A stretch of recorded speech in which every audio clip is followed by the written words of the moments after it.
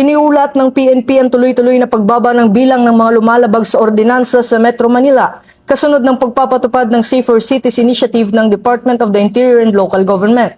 Batay sa datos ng PNP, bumaba ang bilang ng mga violators mula 11,742 noong ika-6 ng Abril hanggang 6,514 na lamang noong ika-19 ng Abril. Ayon kay PNP spokesperson Police Brigadier General Randolph Tuanyo, nagpakita ito ng mas mataas na antas ng kamalayan at pagsunod ng publiko sa mga ipinatutupad na ordinansa. Pinakamaraming naitalang paglabag sa mga nasasakupan ng Northern Police District at Southern Police District na may mahigit 1,600 kaso bawat isa. Kasunod ang Quezon City Police District na may mahigit 1,400 kaso, kabilang sa mga karaniwang paglabag ang pag-inom ng alak at paninigarilyo sa pampublikong lugar.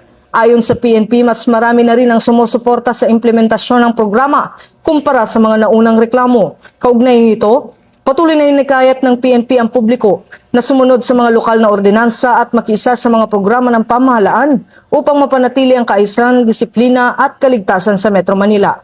Ito ang bagong PNP para sa bagong Pilipinas. Serbisyong mabilis, tapat at nararamdaman.